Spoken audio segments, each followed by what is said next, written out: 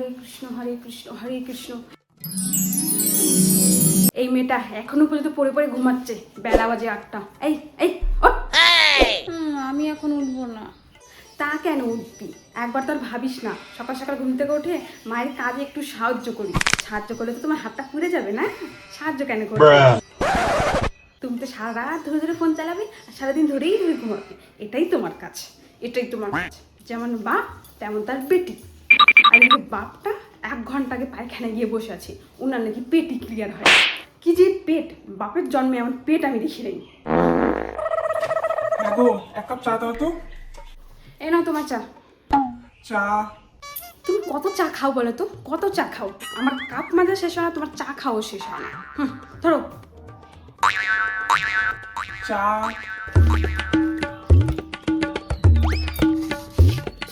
এই নাও ধরো তোমার চা।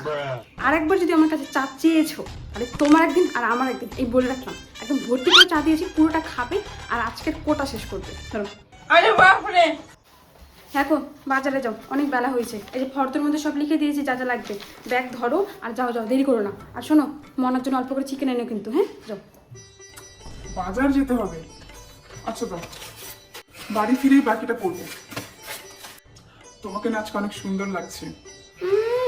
বুড়ো বয়সে ভীমরতি। সকালে চুলটা ভিজিয়েছিলাম, শুকায়নি, এই জন্য সেই রেখেছি। যাও যাও যাও। এই মনা, তোর বাবা একটু ফোন করে বলতো কালো জিরা আনতে হবে। বলতেই ভুলে গেছি, লিখতেও ভুলে গেছি, দেখ তো। আরে তুমি আগে লিখে দিতে পারলে না? আর বলেও তো দিতে পারতে। আমার ফোন করতে ইচ্ছে করে না। ফোন কর ফোন কর ফোন কর, দেরি করছে, ফোন কর। আবার চলে আসবে না হলে। বারবার কিন্তু দোকান যাবে না, ফোন কর। ফোন চালানো বাদ দিয়ে তোর বাবাকে ফোন কর। আচ্ছা আচ্ছা করছি। হ্যালো, হ্যাঁ বাবা, আসার সময় কালো জিরা এনে তো। ঠিক আছে, বলে দিয়েছি। আর হ্যাঁ, আরেকবার ফোন কর, আরেকবার ফোন কর।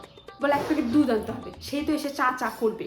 সকালে লাল চা দিয়েছি, বারবার লাল চা দেওয়া যাবে না, দুধ চা করে দিতে হবে। বল, দুধ আনতে হবে তো, বল। এটাও বলনি। হ্যালো, ও তু নির্মা